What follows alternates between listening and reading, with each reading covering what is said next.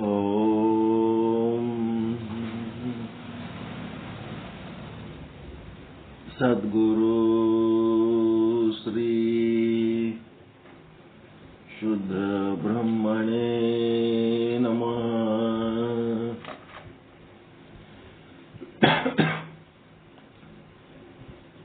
ಸಮಸ್ತ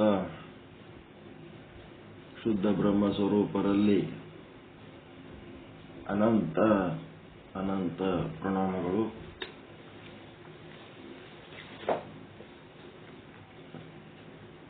ಷಟಸ್ಥಲ ಸಿದ್ಧಾಂತಕ್ಕೆ ಸಂಬಂಧಪಟ್ಟ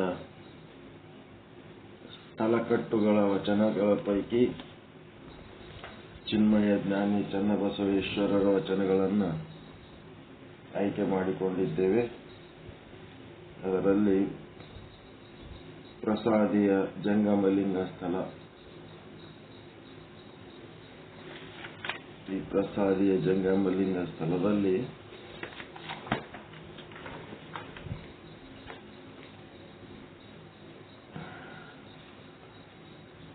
ಹನ್ನೆರಡನೇ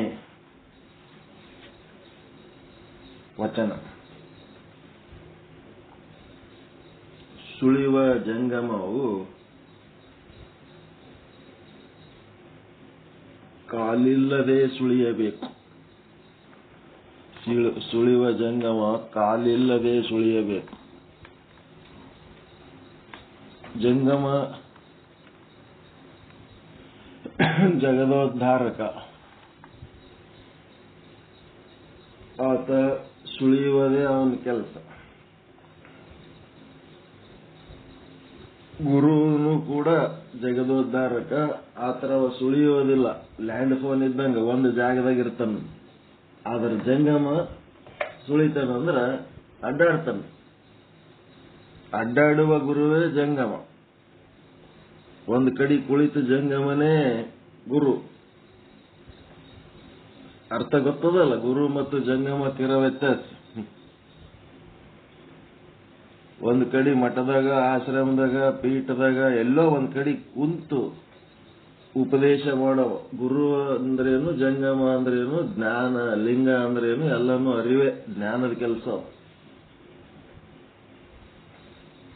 ಗುರು ಅಂತಂದ್ರೆ ಏನ್ ಮಾಡಿರಿ, ಏನ್ ಅರ್ಥ ಮಾಡಿರಿ? ಒಂದು ಕಡೆ ಕುಳಿತುಕೊಂಡ ಜಂಗಮ. ಕುಳಿತು ಜಂಗಮನಿಗೆ ಗುರು ಅಂತಾರ. ಒಂದು ಸ್ಥಾನದಲ್ಲಿ ಫಿಕ್ಸ್ ಇರ್ತಾನ, ನಾವು ಎಲ್ಲಿ ಅಡ್ಡಾಡಕ್ ಹೋಗಲ್ಲ.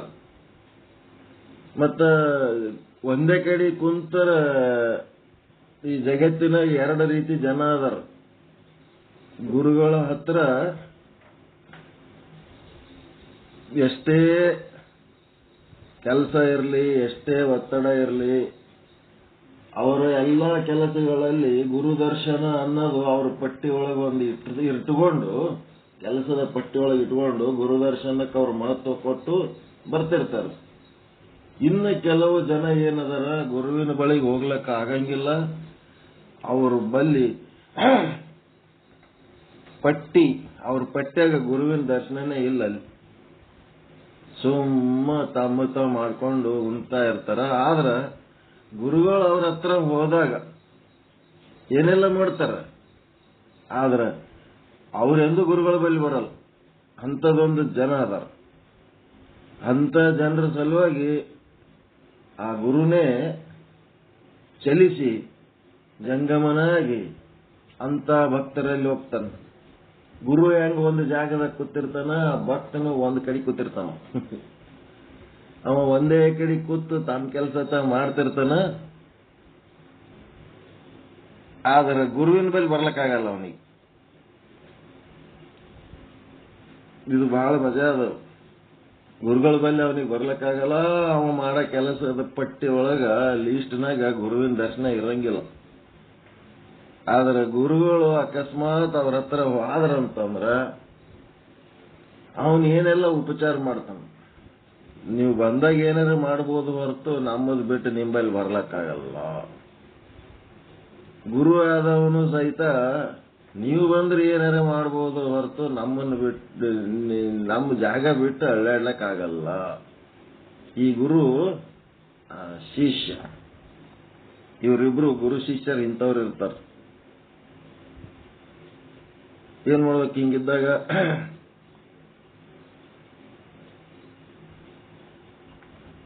ಅದಕ್ಕ ಗುರು ಏನ್ ಮಾಡ್ತಾನ, ಇವನು ಹಿಂಗೆ ಮೋಕ್ಷ ಕಾಣ್ಲಾರ್ದೆ ಹೋಗ್ತಾನ ಅಂತೇಳಿ ಅವ ಇದ್ದಲ್ಲಿಗೆ ಹೋಗಿ ಜ್ಞಾನ ಹೇಳ್ತಾನ.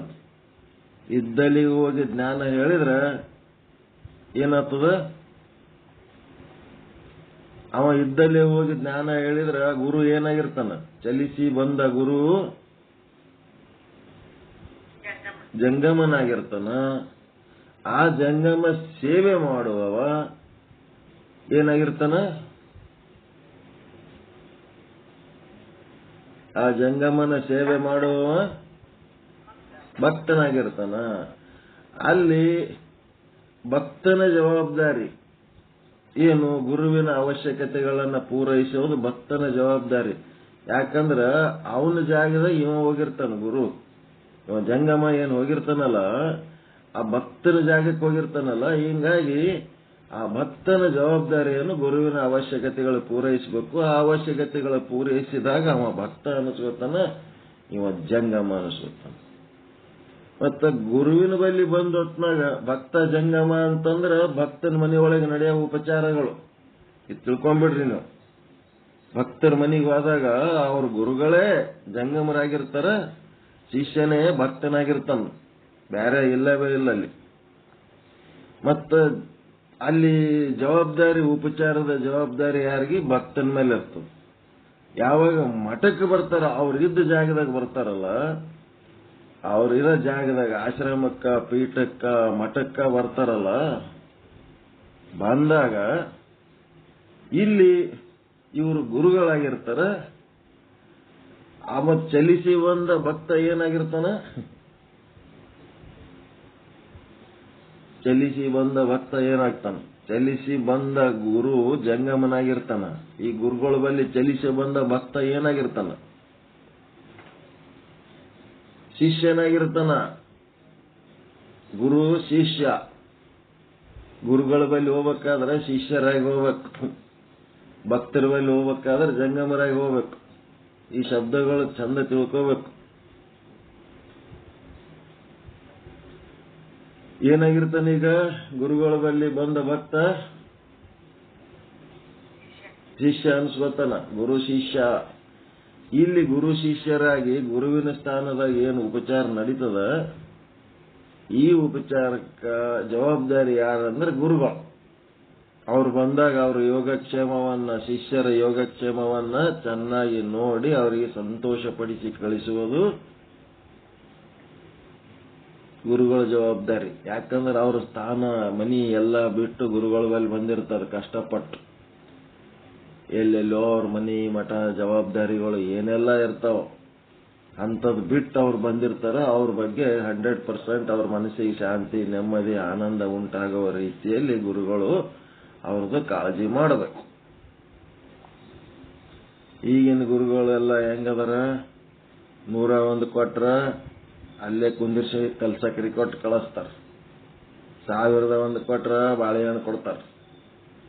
ಇನ್ನೊಂದಿಷ್ಟು ರೊಕ್ಕ ಜಾಸ್ತಿ ಕೊಟ್ರಿ ಅಂತಂದ್ರ ಶಿಷ್ಯರಿಗೆ ಕರೆದು ಹೇಳ್ತಾರ, ಒಳಗೆ ಹೋಗಪ್ಪ, ಅವ್ರಿಗೆ ಏನ್ ಪ್ರಸಾದ ಮಾಡಿಸು.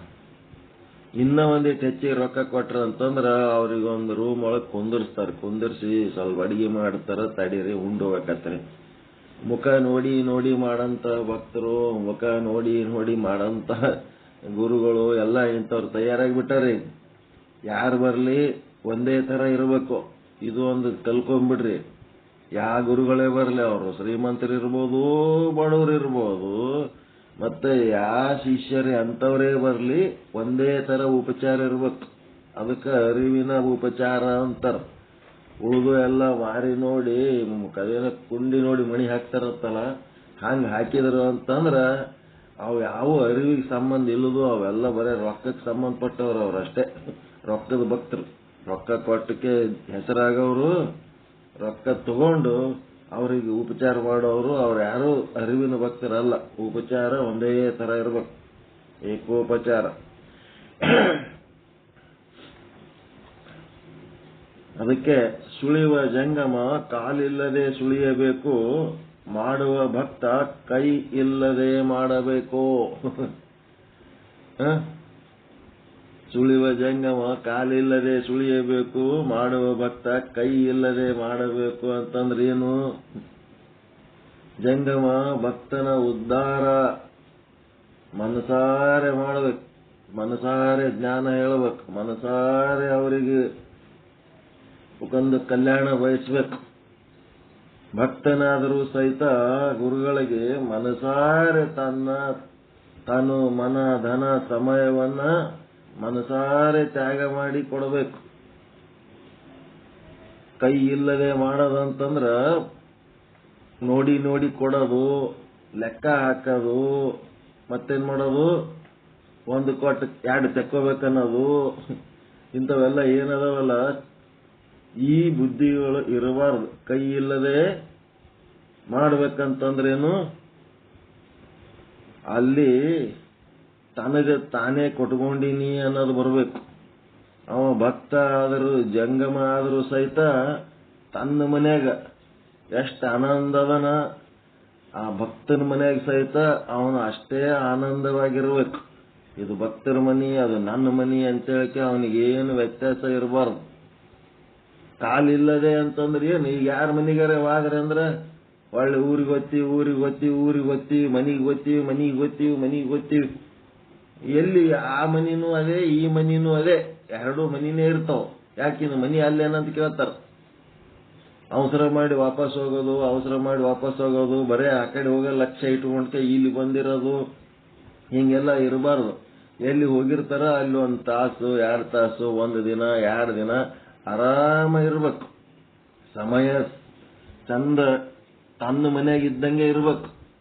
ಜಂಗಮ ಭಕ್ತರ ಮನೆಗೆ ಹೋದ್ರ ತನ್ನ ಮನೆಯಾಗ ಇದ್ದಾಗ ಹೆಂಗ, ತನ್ನ ಮನೆಗೆ ಇದ್ದಾಗ ಎಲಿಗೆರೆ ಹೋಗ್ತೀನಿ ಅಂತ ಬಡದಾಡ್ತಿರ್ತಾನನ್ರಿ. ನಿಮ್ ಮನ್ಯಾಗ ನೀವ್ ಇದ್ದೇವಂತಂದ್ರ ಮತ್ತ ವಾಪಸ್ ಹೋಗ್ಬೇಕು, ಎಲ್ಲಿಗೆ ಹೋಗ್ಬೇಕತ್ತೇನ್ರಿ ಬಡದಾಡ್ತಿರ್ತೀರೇನು? ನಿಮ್ ಮನ್ಯಾಗ ನೀವ್ ಇದ್ರಿ ಅಂತಂದ್ರೆ ಮತ್ತೆಲ್ಲಾರ ಹೋಗೋದಕ್ಕೆ ಬಡದಾಡ್ತಿರೇನು? ಎಲ್ಲಾರು ಹೊರಗೆ ಆದ್ರೆ ಬಡದಾಡ್ತಿರ್ತೀರಿ, ನಮ್ಮ ಮನೆಗೆ ಹೋಗ್ಬೇಕಂತ ಹೇಳಿ. ಅದು ಇರಬಾರ್ದು. ಅದೇ ಕಾಲಿಲ್ಲದೆ ಸುಳಿಯುವುದು ಅಂತಂದ್ರೆ ಏನದ, ಗುರುವಿನ ಬಳಿ ಬಂದ ಶಿಷ್ಯ ತನ್ನ ಮನೆಯಾಗ ಇದ್ದಷ್ಟೇ ಕಂಫರ್ಟೇಬಲ್ ಆಗಿ ಇರ್ಬೇಕು. ಮತ್ತೆ ಜಂಗಮ ಭಕ್ತನ ಮನೆಗೆ ಹೋದ ಜಂಗಮ ಸಹಿತ ತನ್ನ ಮನೆಯಾಗ ಇದ್ದಷ್ಟೇ ಕಂಫರ್ಟೇಬಲ್ ಆಗಿ ಆರಾಮ್ ಇರ್ಬೇಕು. ಅದು ಬಿಟ್ಟು ಮತ್ತೆ ಇವನಿಗೆ ಉಪಚಾರ ಮಾಡುವಂತ ಶಿಷ್ಯ ಹೆಂಗಿರ್ಬೇಕಂತಂದ್ರ ತನಗೆ ತಾನೇ ಏನಾರ ಖರ್ಚು ಮಾಡ್ಕೋಬೇಕಾದ್ರ, ತನಗೆ ತಾನೇ ತಿನ್ನೋದಕ್ಕ ಉಡೋದಕ್ಕ ಎಲ್ಲದಕ್ಕೂ ತನ್ನ ಖರ್ಚಿಗೆ ತಾನು ಏನಾರ ಲೆಕ್ಕ ಹಾಕೋತಾನೇನ್ರಿ? ತನ್ನ ಖರ್ಚಿಗೆ ತಾನು ಮಾಡ್ಕೊಳ್ಳೋಕೆ ಏನಾರ ಲೆಕ್ಕ ಹಾಕೋತಾನ? ನಿಮಗೆ ನೀವೇನಾರ ಬೇಕಂದ್ರೆ ತಗೋಬೇಕಾದ್ರೆ ಲೆಕ್ಕ ಹಾಕೋತೀರ?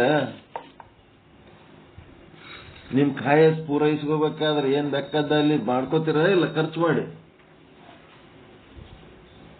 ನಿಮ್ ಹೆಂಡ್ರ ಮಕ್ಕಳಿಗೆ ನಿಮ್ ಗಂಡದವ್ರಿಗೆ ಏನಾರ ಇವ್ ಮನೇನು ಕೊಡಬೇಕು ತಗೋಬೇಕು ಅಂತಂದ್ರೆ ಅವಾಗ ಏನಾರ ಲೆಕ್ಕ ಹಾಕ್ತಾರೇನು? 10 ಕೇಳಿದ್ರೆ 100 ಕೊಡ್ತೀರಿ, 100 ಕೇಳಿದ್ರೆ 1000 ಕೊಡ್ತೀರಿ. ಕೈ ಇಲ್ಲದೆ ಮಾಡ್ತೀರಿ ಅಲ್ಲಿ ಮನಿಯೊಳಗ. ಲೆಕ್ಕ ಹಾಕ್ಲಾರ್ದೆ ಖರ್ಚು ಮಾಡೋರು ಮನಿಯೊಳಗೆ ಹೆಂಗ ಮಾಡ್ತೀರಿ? ಆ ಗುರು ಜಂಗಮರಿ ಸಹಿತ ಹಂಗೆ ಮಾಡಬೇಕು. ಅದಕ್ಕಂತರ ನಿಜ ಭಕ್ತ ನಿಜ ಶಿಷ್ಯ ಅಂತ. ನೋಡಿ ನೋಡಿ ಕಾಡಿ ಒಳಗೆ ಮನಸ್ಸಿಗೆ ನೊಂದ್ಕೊಂಡು ಕಷ್ಟಪಟ್ಟು ಕೊಟ್ಟು 4 ವಾಪಸ್ ತಕೋಬೇಕು ಅನ್ನೋದು ಇವೆಲ್ಲ ಏನದವಂತಂದ್ರ ಇವು ಭಕ್ತನ ಲಕ್ಷಣ ಅಲ್ಲವೇ ಅಲ್ಲ. ಇವೆಲ್ಲ ಸುಧಾರಣೆ ಮಾಡ್ಕೋಬೇಕು. ಇವೆಲ್ಲ ವಚನ ಕೇಳಿ ಏನು ಉಪಯೋಗ ಹೇಳಿ? ಏನು ಉಪಯೋಗ ಆಗಲಿಲ್ಲ ಅಂತಂದ್ರೆ ಎದಕ್ಕೆ ಬತ್ತ? ಅರ್ಥನೆ ಮಾಡ್ಕೊಳ್ಳಿಲ್ಲ ಅಂತಂದ್ರೆ ಒಳಗಿಂದ ಚಿಲ್ಲರ್ ಬುದ್ಧಿನೇ ಕಡಿಮೆ ಆಗಲಿಲ್ಲ ಅಂದ್ರೆ ತಗೊಂಡೇನ್ ಮಾಡ್ಬೇಕು? ಅದಕ್ಕ ಸುಳಿಯುವ ಜಂಗಮ ಕಾಲಿಲ್ಲದೆ ಸುಳಿಯಬೇಕು, ಮಾಡುವ ಭಕ್ತ ಕೈ ಇಲ್ಲದೆ ಮಾಡಬೇಕು. ಎಂತ ವಾಕ್ಯ ಅದ ಇದು ಗೊತ್ತದ? ಚುಳಿವ ಜಂಗಮಕ್ಕೆ ಕಾಲಿದ್ದರೆ ಏನಯ್ಯ, ಕಾಲ ಇಲ್ಲ ಜಂಗಮನೆ ಕಾಲ ಅದವ, ಅವ ಕಾಲುಗಳು ಅದಾವತ್ತೇಳಿ ಎಲ್ಲಿ ಬೇಕಲ್ಲಿ ಹೋಗಂಗಿಲ್ಲ. ಅನ್ಯ ಗ್ರಹವ ಗಮನಿಸದಿರ್ದೊಡೆ ಸಾಕು. ಕಾಲಿಲ್ಲ ಅಂತಂದ್ರ ಅನ್ಯ ಗ್ರಹವ ಗಮನಿಸದಿರ್ದೊಡೆ ಸಾಕು. ಅಂದ್ರೇನು? ಅನ್ಯ ಗ್ರಹ ಅಂತಂದ್ರ ಈ ಒಂದು ದಾಸೋಹ ಕಾಯಕ ಅಂತೇಳಿ ಏನ್ ತತ್ವ ಆದ, ಅದನ್ನ ಬಿಟ್ಟು ಮತ್ತೊಂದು ವ್ಯಾಪಾರ ಮಾಡ್ಲಕ್ ಹೋಗ್ಬಾರ್ದು. ನಾವು ಅಷ್ಟೇ, ಮತ್ತೊಂದು ವ್ಯಾಪಾರ ಮಾಡ್ಲಕ್ ಹೋಗ್ಬಾರ್ದು. ಕಾಯಕ ದಾಸೋಹ ತತ್ವ ಏನದ, ಆ ತತ್ವವನ್ನ ಚೆನ್ನಾಗಿ ಪಾಲಿಸಬೇಕು. ಅನ್ಯ ಗ್ರಹವ ಗಮನಿಸದಿರ್ದೊಡೆ ಸಾಕು, ಮಾಡುವ ಭಕ್ತಂಗೆ ಕೈ ಇರ್ದಡೇನಯ್ಯ, ಗುರುಲಿಂಗ ಜಂಗಮಕ್ಕಲ್ಲದೆ ಮಾಡದಿರ್ದೊಡೆ ಸಾಕು. ಗುರುಲಿಂಗ ಜಂಗಮಕ್ಕೆ ಫಸ್ಟ್ ಪ್ರಿಫರೆನ್ಸ್. ನೀವು ಏನು ದುಡ್ದದ್ದು ನಿಮ್ಮ ಸಲುವಾಗಿ ಎಲ್ಲ ಫಸ್ಟ್ ಪ್ರಿಫರೆನ್ಸ್ ಯಾರಿಗೆ ಅಂತ ಹೇಳ್ಯಾರ ಅವರು? ನೀವೇ ತಿನ್ರಿ ಅಂತ ಹೇಳ್ಯಾರ? ನೀವು ದುಡ್ದದ್ದು ನೀವೇ ತಿನ್ರಿ ಅಂತ ಹೇಳ್ಯಾರ? ಸತ್ಯ ಶುದ್ಧ ಕಾಯಕ ಮಾಡಿದರೆ ಅದರಿಂದ ಗುರುಲಿಂಗ ಜಂಗಮಕ್ಕ ನೀವು ಸಮರ್ಪಣೆ ಮಾಡಿದ್ರೆ ಮಾತ್ರ ಅದು ಕಾಯಕ ಅನಿಸ್ಕೊತದ. ಗುರುಲಿಂಗ ಜಂಗಮಕ್ಕ ಸಮರ್ಪಿಸಿ ಆ ಪದಾರ್ಥವನ್ನ ಪ್ರಸಾದೀಕರಣ ಮಾಡಿಕೊಂಡ್ರೆ ಮಾತ್ರ ಅದು ಕಾಯಕ ಅನಿಸ್ಕೊತದ. ಕಳತನ ಮಾಡಿದ ರೊಕ್ಕ ತಗೊಂಡು ಯಾ ಗುರುವಿಗರೆ ಕೊಟ್ಟೆ ಅಂದ್ರ ಅಸತ್ಯ ಅಶುದ್ಧವಾದಂತ ಹಣ.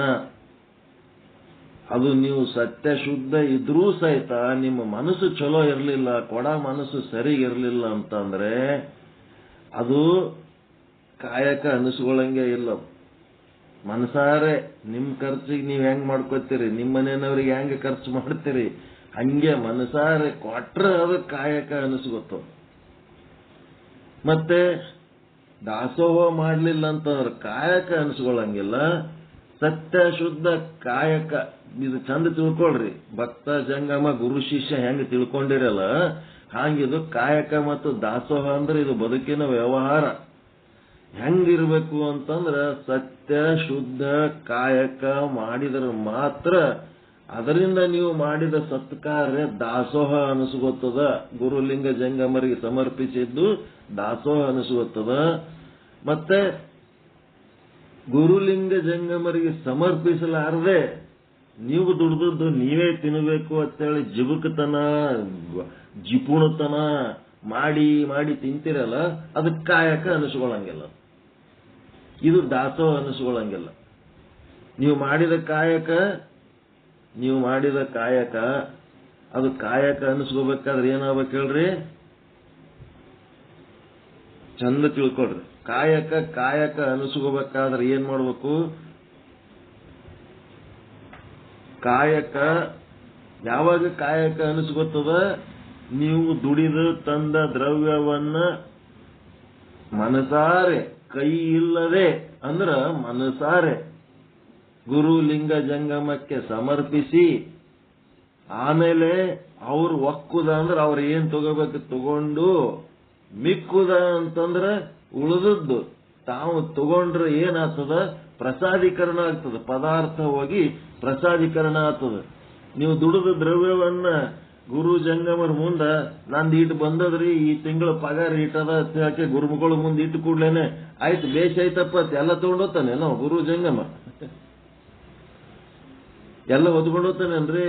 ನಂದು ಈ ತಿಂಗಳ ಪಗಾರ ಇಷ್ಟದ ನೋಡಪ್ಪ, ನನ್ನ ಪಗಾರ ಇಷ್ಟದ, ಈ ಪಗಾರ ನಿನಗೆ ಸಮರ್ಪಣೆ ಮಾಡ್ತೀನಿ ಅಂತೇಳಿ ಅವನ ಮುಂದೆ ಇಟ್ರಿ ಅಂತಂದ್ರ ಅವನಿಗೆ ಆ ಭಕ್ತನ ಬಗ್ಗೆ ಕಾಳಜಿ ಇರ್ತದ ಇಲ್ಲ? ಇದು ನೀ ದುಡಿದದ್ದು ಇದ್ರೊಳಗೆ ಒಂದ್ ತಿಂಗಳು ನೀ ಜೀವನ ಮಾಡಬೇಕು ಅಂತೇಳಿ ಅದ್ರೊಳಗಿಂದ ಒಂದು ಸಣ್ಣ ಅಂಶ ತಾನು ತಗೋತಾನ. ಏನೆಲ್ಲ ಒಟ್ಟು ತಗೊಂಡೋಗ್ಬಿಡ್ತಾನ? ಈಗ ದೇವಸ್ಥಾನಕ್ಕೆ ನೀವು ನೈವೇದ್ಯ ಒಯ್ದು ಕೊಟ್ಟೊತ್ನಾಗ ಎಲ್ಲ ಅವರೇ ತಗೋತಾರನ್ರಿ? ಅದ್ರದೊಂದು ಭಾಗ ತಾವು ಇಟ್ಕೊಂಡ್ಕೆ ಉಳಿದದ್ದು ಹೊಳ್ಳಿ ಕೊಡ್ತಾರ ಇಲ್ಲ? ಪ್ರಸಾದ ಅಂತಂದ್ರೆ ಹೆಂಗಿರ್ತದ?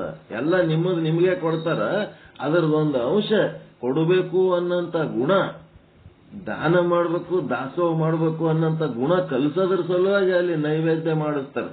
ಮಾಡಿಸಿ ಅದರದೊಂದು ಅಂಶ ತಾನು ಇಟ್ಕೊಂಡು ಉಳಿದದ್ದು ಅವರಿಗೆ ವಾಪಸ್ ಕೊಡ್ತಾರೆ. ಯಾವಾಗ ಈ ರೀತಿ ನಡೀತದ, ಇದು ನಡೆದಾಗ ಏನಾಗ್ತದಂದ್ರೆ ಪ್ರಸಾದದಿಂದ ಪ್ರಸನ್ನತೆ ಉಂಟಾಗ್ತದ. ಆ ದ್ರವ್ಯ ಸಂಪಾದಿಸಿದ್ದು ಏನು ಆದಲ್ಲ ಅದಕ್ಕೆ ಕಾಯಕ ಕಾಯಕ ಅಂತ ಅರ್ಥ ಬರ್ತದೆ. ಕಾಯಕ ಅಂತ ಅರ್ಥ ಯಾವಾಗ ಬರ್ತದ ಅಂತಂದ್ರೆ ಗುರುಲಿಂಗ ಜಂಗಮರಿಗೆ ಮನಸಾರೆ ಕೊಟ್ಟು ಅವ್ರು ಏನ್ ತಗೋಬೇಕು ಅದ್ರೊಳಗಿಂದ ಒಂದು ಅಂಶ ತಗೋತಾರೆ. ಎಲ್ಲಾನು ತಗೊಳಂಗಿಲ್ಲ, ಆಯ್ತಪ್ಪ ಸಮರ್ಪಿತ ಆಯ್ತು ನೀ ಕೊಟ್ಟದ್ದು ಅಂತೇಳಿ ವಾಪಸ್ ತಗೊಂಡು ಅವ್ರು ಏನ್ ತಗೋಬೇಕು ತಗೊಂಡು ವಾಪಸ್ ಅವ್ರಿಗೆ ಕೊಡ್ತಾರೆ.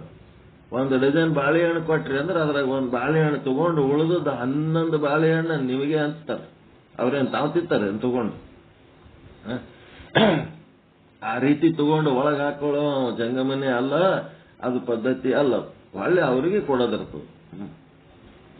ಇದಕ್ಕೆ ಈ ರೀತಿ ಮಾಡಿದ್ರೆ ಕಾಯಕ ಅನ್ನಿಸ್ತದ. ದಾಸೋಹ ಮಾಡ್ಲಾರ್ದೆ ಕಾಯಕ ಅನ್ನಂಗಿಲ್ಲ, ಮತ್ತ ಕಾಯಕ ಮಾಡ್ಲಾರ್ದೆ ದಾಸೋಹ ಅನ್ಸಂಗಿಲ್ಲ. ಅದರ ಅರ್ಥ ಏನು? ದಾಸೋಹ ಮಾಡ್ಲಾರ್ದೆ ಕಾಯಕ ಅನ್ನಂಗಿಲ್ಲ, ಮತ್ತ ಕಾಯಕ ಮಾಡ್ಲಾರ್ದೆ ದಾಸೋಹ ಅನ್ಸಂಗಿಲ್ಲ ಅಂದ್ರೆ ಇದು ಯಾವ ಅರ್ಥ? ಈ ದಾಸೋಹ ಅನ್ನಿಸ್ಬೇಕಲ್ಲ. ನೀವು ಮಾಡಿದ್ದು ದಾಸೋಹ ಆಗ್ಬೇಕು ಅಂತಂದ್ರೆ ಏನಾಗಬೇಕು? ಅದು ಕಾಯಕ ಹೆಂಗ್ ಮಾಡಿರ್ಬೇಕು? ಸತ್ಯ ಶುದ್ಧವಾಗಿರ್ಬೇಕು, ಸತ್ಯವಾಗಿರ್ಬೇಕು, ಶುದ್ಧವಾಗಿರ್ಬೇಕು. ಸಮಯಕ್ಕೆ ಸರಿಯಾಗಿ ಅಲ್ಲಿ ಸಮಯದ ಕೊರತೆ ಮಾಡಬಾರ್ದು. ಅಲ್ಲಿ ಕಾಯಕ ಮಾಡಲ್ಲಿ ಎಷ್ಟು ಗಂಟೆಗೆ ಹೋಗ್ಬೇಕು, ಎಷ್ಟು ಗಂಟೆಗೆ ಬರಬೇಕು, ಕರೆಕ್ಟ್ ಆ ಟೈಮಿಗೆ ನೀವು ಬೇರೆ ಏನು ಕೆಲಸ ಮಾಡಂಗಿಲ್ಲ. ಕಾಯಕನೇ ಮಾಡಬೇಕು. ಮತ್ತೆ ಇಂಟ್ರೆಸ್ಟ್ ಲಿಂತ ಮಾಡಬೇಕು, ಉತ್ಸಾಹದಿಂದ ಮಾಡಬೇಕು, ಮತ್ತೆ ಸಂಪೂರ್ಣ ಸಾರ್ಥಕ ಭಾವನೆಯಿಂದ ಮಾಡಬೇಕು, ಸತ್ಯವಾಗಿ ಮಾಡಬೇಕು, ಶುದ್ಧವಾಗಿ ಮಾಡಬೇಕು. ಮತ್ತೆ ಅಲ್ಲಿ ಲಂಚ ವಂಚನೆಗಳು ಇಲ್ಲದೆ ಮಾಡಬೇಕು. ಆ ರೀತಿ ಮಾಡಿದರೆ ಮಾತ್ರ ಅದಕ್ಕೇನಂತಾರ? ಕಾಯಕ ಅಂತಾರ. ಎಲ್ಲರೂ ಕಳ್ತನ ಮಾಡಿ, ಎಲ್ಲರೂ ಮೈಗಳತನ ಮಾಡಿ, ಸ್ವಲ್ಪ ಕೆಲಸ ಮಾಡಿ, ಜಗ್ ರೊಕ್ಕ ಹೊಡೆದು ವಂಚನೆ ಮಾಡಿತ್ತಂದ್ರ ಅದು ಕಾಯಕ ಅನ್ಸಂಗಿಲ್ಲ. ಹಿಂಗಾಗಿ ಕಾಯಕ ಮತ್ತು ದಾಸೋಹ ಅನ್ನೋದು 2 ಅರ್ಥಗಳನ್ನ ಸರಿಯಾಗಿ ತಿಳ್ಕೋಬೇಕು. ಇಲ್ಲಿ ಭಕ್ತ ಜಂಗಮ, ಕಾಯಕ ದಾಸೋಹ. ಮಾಡುವ ಭಕ್ತಂಗೆ ಕೈ ಇರ್ದಡೇನಯ್ಯ, ಗುರುಲಿಂಗ ಜಂಗಮ ಕಲ್ಲದಿದೆ ಮಾಡದಿರ್ದೊಡೆ ಸಾಕು. ಮೊದಲು ಅವರು ಫಸ್ಟ್ ಪ್ರಿಫರೆನ್ಸ್ ಗುರುಲಿಂಗ ಜಂಗಮರಿಗೆ ಕೊಟ್ಟ ಮೇಲೆ ಮುಂದಿಂದ ಅವರು ಸ್ವೀಕಾರ ಮಾಡಬೇಕು. ಎಲ್ಲಾ ಟೈಮ್ನಾಗ ಗುರುಲಿಂಗ ಜಂಗಮರು ಇಲ್ಲ ಅನ್ನೋದಕ್ಕೆ ನಿಮ್ ಕೊಳ್ಳಾಗ ಒಂದು ಲಿಂಗ ಕಟ್ಟಾರ, ನಿಮ್ ಜಗಲಿ ಮೇಲೆ ಒಂದು ಲಿಂಗ ಇಟ್ಟಾರ. ಆ ಲಿಂಗ, ಕಟ್ಟಿದ ಲಿಂಗ ಜಗಲಿ ಮೇಲಿನ ದೇವರಿಗೆ ಒಂದಿಷ್ಟು ತೋರಿಸಿ ವಿಭೂತಿ ಹಚ್ಕೊಂಡು, ನೀವು ಹಚ್ಕೊಂಡು ಆ ಪದಾರ್ಥಗಳಿಗೆ ವಿಭೂತಿ ಧಾರಣೆ ಮಾಡಿ ನೀವು ಅದನ್ನ ಬಳಸಿದ್ರಿ ಅಂತಂದ್ರೆ ಅದು ಏನಾಗ್ತದ ಅಂತಂದ್ರೆ ಪದಾರ್ಥ ಇದ್ದದ್ದು ಪ್ರಸಾದ ಆಗ್ತದೆ. ಮತ್ತೆ ಪದಾರ್ಥ ಇದ್ದದ್ದು ಹಂಗೆ ತಿಂದ್ರೆ ಏನಾಗ್ತದ್ರಿ ಅಂತಂದ್ರೆ ಪದಾರ್ಥದ ಗುಣಗಳು ಏನ್ ಬರ್ತಾವ? ಪದಾರ್ಥದಿಂದ ಮಾಡಿದ ಗುಣಗಳು ಕಾಮ, ಕ್ರೋಧ, ಲೋಭ, ಮೋಹ, ಮದ, ಮತ್ಸರ, ಸಂಶಯ.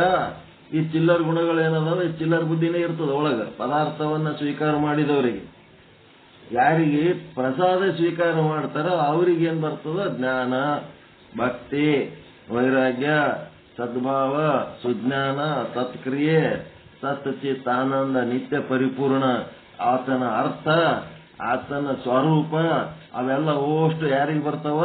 ಈ ಸತ್ಯ ಶುದ್ಧ ಕಾಯಕ ಮಾಡಿ ಯಾರು ಬಂದ ದ್ರವ್ಯವನ್ನ ಗುರುಲಿಂಗ ಜಂಗಮರಿಗೆ ಸಮರ್ಪಿಸಿ ಅಲ್ಲಿ ಒಕ್ಕುದ ಕೊಟ್ಟು ಮಿಕ್ಕುದನ್ನ ತಾನು ಪ್ರಸಾದ ಅಂತ ಯಾರು ಸ್ವೀಕಾರ ಮಾಡ್ತಾರ ಅವರಿಗೆ ನಿಜ ಶರಣರು, ನಿಜ ಶರಣರು ಅಂತಾರೆ.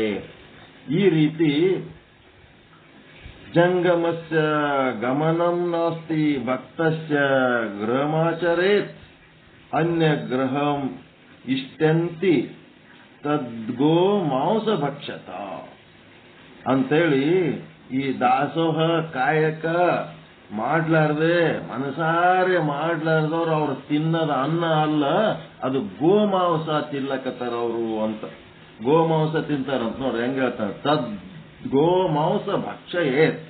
ಅವರು ದಾಸೋಹನು ಸರಿಗ್ ಮಾಡ್ಲಾರ್ದವ್ರು, ಕಾಯಕನು ಸರಿಗ್ ಮಾಡ್ಲಾರ್ದವ್ರು, ಇಲ್ಲದ ಕೌಂಟ್ ಶಾಣೆತನ ಮಾಡಿ ಒಂದು ಕೊಟ್ಟು 4 ತಕ್ಕೋಬೇಕನ್ನೋರು, ಇವರೆಲ್ಲ ತಿನ್ನೋದು ಅನ್ನ ಅಲ್ಲ, ಇದು ಗೋಮಾಂಸ ತಿನ್ನೋರು. ಅಂಥವ್ರ ಬಲ್ಲಿ ಏನು ಇಟ್ಕೋಬಾರ್ದು, ಅಂಥವ್ರ ಬಲ್ಲಿ ಏನು ಇಸ್ಕೋಬಾರ್ದು.